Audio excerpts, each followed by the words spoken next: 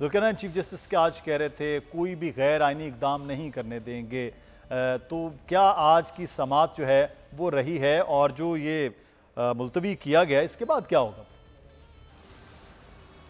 देखिए मुदस्सिर, जिस तरह से कल चीफ जस्टिस ऑफ पाकिस्तान ने कहा था कि अगर attorney general of Pakistan right to appeal के हवाले से थोड़ा सा मुस्बत पेशरफ ना दिखाते तो हम इस समाअत को आज मुकम्मल कर लेते। इसलिए कवी इम्कान ये जाहिर किया जा रहा था कि आज जो अटॉर्नी जनरल ऑफ पाकिस्तान ने अपने दलाइल उनके काफ़ी हद तक मुकम्मल हो गए थे। उन्होंने तकरीबन 1.5 घंटे का वक्त और मांगा था अदालत से कि उसमें वो अपनी सारी जो सबमिशन है उसको मुकम्मल कर लेंगे। तो 1 बजे चीफ जस्टिस ने कहा कि जी 1 बज गया है, सिर्फ 1.5 घंटे की हियरिंग आज हुई थी। उन्होंने कहा कि मुझे 1 घंटा और चाहिए। फिर चीफ जस्टिस ने ये कह दिया जी आगे जजेस अवेलेबल नहीं होंगे, क्योंकि कुछ जजेस को हमने आशूरा की छुट्टियों के अगले ही दिन बुला लिया था और कुछ ने पहले से कमिटमेंट की हुई है। जो जस्टिस याही आफरीदी का मैं आपको नाम लेके बताऊं तो 1 महीने की छुट्टी पे वो जा रहे हैं। इसी तरीके से दीगर जजेस ने भी अब तक कोई छुट्टियां नहीं की थी। जो 3 महीने की छुट्टियां थी उनमें से आखिरी ये महीना चल रहा है, तो वो भी छुट्टियों के लिए चीफ जस्टिस ने कहा कि जा रहे हैं। इसी हवाले से अब ये मामला जो आज मुकम्मल हो सकता था अगर चीफ जस्टिस अटॉर्नी जनरल को ये कहते हैं कि वो 1.5 घंटे के बजाय 1 घंटे में अपनी मार्जूरात जो हैं वो पेश कर दें। जो एतजाज एहसन और दीगर दरख्वास्त गुजार हैं उन्होंने कहा कि मैक्सिमम आधे घंटे में हम सब मिलकर अपनी जो है ना वो गुजारिशात जो जवाब है वो दे देंगे। तो 1.5 घंटे में समाअत कंक्लूड तो हो सकती थी, लेकिन चीफ जस्टिस ऑफ पाकिस्तान ने कहा कि नहीं, हमें मजीद वक्त दरकार होगा, कुछ चीज़ें समझनी है तो टाइम ज़्यादा लग जाएगा। इसलिए उन्होंने कहा कि जी 4 हफ्तों का वक्त मांगा है मेरे साथी जजेस ने, यानी 1 महीने के लिए बाकी जजेस छुट्टी पे जा रहे हैं।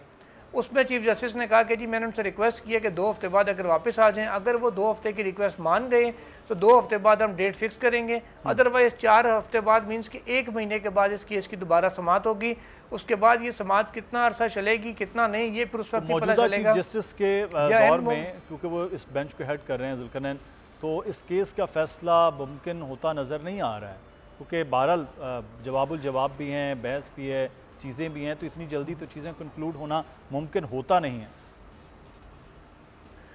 देखिए मुदस्सिर, अगर तो जैसे आज 4 अगस्त है, अगर 3 अगस्त है सॉरी, अगर तो 3 अगस्त तक या 4 सितंबर तक 1 महीना अगर लगाएं, उस वक्त तक सितंबर के पहले हफ्ते में यही बेंच दोबारा आके इस मुकदमे को सुनता है, उस सूरत में तो कभी इम्कान है कि फैसला हो जाएगा, क्योंकि चीफ जस्टिस ऑफ पाकिस्तान ने 16 सितंबर तक दस्तयाब होना है। अगर वो सिर्फ 1 से 1.5 हेयरिंग मेरा ख्याल है मैक्सिमम लगेगी जिसमें ये सारा मामला कंक्लूड हो जाएगा और फिर ये रिजर्व होके इसको शॉर्ट ऑर्डर या जजमेंट की तरफ जाया जा सकता है। आज भी अगर हिम्मत करते थोड़ी सी चीफ जस्टिस 2-1 घंटे और अगर हेयरिंग चला लेते तो आज भी हो सकता था। लेकिन ये अगर तो ये अगस्त सितंबर के पहले हफ्ते में ये बेंच बन गया तो फिर तो मुमकिन है।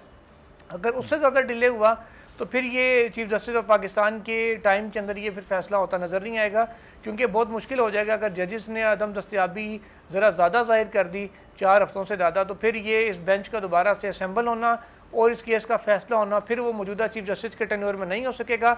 जब नए चीफ जस्टिस आएंगे, नया बेंच आएगा, अगर तो इन्हीं में से 5 जजेस पर मुश्तमिल बेंच बन जाता है फिर भी जल्दी फैसले का इम्कान है। अगर कोई एक जज भी नया शामिल हो गया तो असर नौ समाअत होगी, फिर ये मामला ज़्यादा तूल पकड़ता जाएगा, क्योंकि जब असर नौ समाअत होगी तो जितना टाइम अब लगा है इतना ही टाइम दोबारा आगे से चलाना पड़ेगा केस को, तो फिर शायद ये फैसला जाके कहीं नवंबर दिसंबर में जाकर हो। अच्छा, आज जो केस की समाअत के दौरान जो अहम पॉइंट्स हैं जुल्करनैन, वो बताइए कि क्या आज जो डिस्कशन है वो हुई है? ये तो हम बात कर रहे हैं कि आगे मुलतवी हो गए मामला, आज की अहम क्या मामला थे जो कमरा अदालत में थे? देखिए आज अटॉर्नी जनरल ऑफ पाकिस्तान से सवालात किए उन्होंने मुतवाज़ी अदालती निज़ाम के हवाले से। कहा गया कि पाकिस्तान में जो अदालती निज़ाम है वो आइन के आर्टिकल 175 में वाज़े है कि कौन कौन सी अदालतें पाकिस्तान में हैं और वो किसके मतहत है। मसलन जितने भी ट्रायल कोर्ट्स हैं जिसको हम ज़िला अदलिया कहते हैं या मातहत अदलिया कहते हैं, वो सारी मुतलका जिस सूबे में होंगी उस सूबे की हाई कोर्ट के मातहत होंगी, और हाई कोर्ट एक अलग से कॉन्स्टिट्यूशनल कोर्ट है, उसके ऊपर appellate forum supreme court of Pakistan का मौजूद है। उन्होंने कहा कि जो फौजी अदालतें हैं उनका जिक्र तो इनमें कहीं पे भी आइन में नहीं है, तो किस अंदाज में सिविलियंस का ट्रायल फौजी अदालतों में हो सकता है या उनको कानूनी तहफ़्फ़ुज़ कहाँ पर हासिल है। क्योंकि 2015 का हवाला दिया गया कि उसमें जो फौजी अदालतों में ट्रायल हुए थे दहशतगर्दी में मुलविस अफराद के, उसमें तो बाकायदा आइनी तरमीम करके 2 साल का तहफ़्फ़ुज़ दिया गया था, जिसको बाद में पार्लियामेंट ने एक्सटेंड कर दिया था मज़ीद 2 साल के लिए। इस वक्त उन्होंने कहा कि अभी फ़िलहाल तो ऐसा कोई आइनी तरमीम मौजूद नहीं है, इस पर अटॉर्नी जनरल ऑफ पाकिस्तान का ये कहना था कि फ़ौजी जो अदालतें हैं, जिनको उन्होंने कहा जी मैं फ़ौजी अदालत के बजाय कोर्ट मार्शल का लफ्ज़ इस्तेमाल करूँगा, तो कोर्ट मार्शल के लिए उन्होंने कहा कि जो शराइत हैं कि नेक्सस होना ज़रूरी है और ऑफिशियल सीक्रेट एक्ट का इतलाक़ है वो इन मुल्ज़िमान के ऊपर हो रहा है, वो आर्टिकल 175 के मतहत नहीं आती।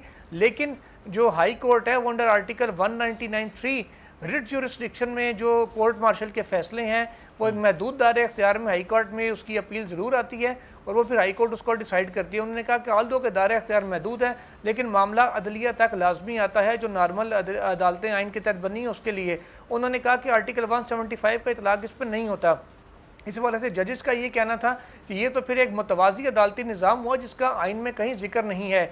उसके बाद जो रियायात मुल्ज़िमान को दी जा रही थी उसके हवाले से राइट टू अपील की खासकर बात चीफ जस्टिस ऑफ पाकिस्तान ने की, तो अटॉर्नी जनरल ने कहा कि वो जो पाक फौज के लीगल डिपार्टमेंट है उसके उन्होंने कहा कि जो एडजुटेंट जनरल का उन्होंने नाम लिया कि उनके तवज्जुह से उनके बिहाफ पे वो ये अदालत को बता रहे हैं कि संजीदगी से गौर किया जा रहा है कि सानिया 9 मई के जो मुल्ज़िमान हैं 102 अफराद जो हिरासत में पाक फौज की, इनको राइट टू अपील दिया जाए, यानी कि एक बामानी अपील महदूद दायरे कार के नहीं बल्कि बामानी जो अपील है हाई कोर्ट में जैसे नॉर्मल अदालतों से हाई कोर्ट में केस जाता है उस अंदाज में दी जाए जहां हाई कोर्ट तमाम शवाहिद को नो परख सके, जायजा ले सके कि दुरुस्त तौर पर ये रिकॉर्ड हुए थे या नहीं और उनकी बुनियाद पर ये फैसला हो सकता था या नहीं। मेरे भी समझने नाज़रीन के लिए भी कि यानी कि राइट टू अपील के हवाले से अटॉर्नी जनरल ने कहा कि होगा इनके पास, नहीं उन्होंने ये नहीं कहा कि होगा, उन्होंने कहा संजीदगी से गौर किया जा रहा है इस मामले पे। उन्होंने कहा कि इंतहाई सेंसिटिव ये मामला है क्योंकि इसमें जो कुलभूषण यादव का आज भी जिक्र हुआ कि कुलभूषण समेत कई जो ऐसे जासूस हैं जो गैर मुल्कियों के हैं वो भी इसमें फॉल करते हैं, इसलिए बड़ा केयरफुली इस चीज़ को देख के एनालाइज किया जा रहा है कि किसको राइट टू अपील देना है किसको नहीं देना। इसलिए उन्होंने कहा कि हतमी तौर पर अभी कुछ नहीं कह सकते लेकिन सीरियसली अंडर कंसिडरेशन है। एक दूसरी यकीन दहानी अटॉर्नी जनरल ने आर्मी चीफ और दीगर जो आला क़यादत है फौज की उसकी जानिब से ये करवाई कि किसी भी मुल्ज़िम का ट्रायल सुप्रीम कोर्ट के इत्माद में लिए बगैर शुरू नहीं किया जाएगा। चीफ जस्टिस ने कहा कि ये हमने अपने हुक्मनामे का हिस्सा बनाया था इसको और ये हुक्मनामा हमारा कंटिन्यू रहेगा क्योंकि आला जो हुकाम है उनकी जानिब से ये यकीन दहानी कराई जा रही है थ्रू अटॉर्नी जनरल अदालत को। अगर आपको ये वीडियो पसंद आई है तो सब्सक्राइब कीजिए और बेल आइकॉन को प्रेस कीजिए। डिजिटल लोन स्कैम, आवाम को कर्जों के जाल में फंसाकर लूटने वाले भेड़िए बेनकाब। बोल की काविशें बराबर साबित हो गईं, ऑनलाइन कर्ज माफिया के गिर्द घेरा तंग हो गया है।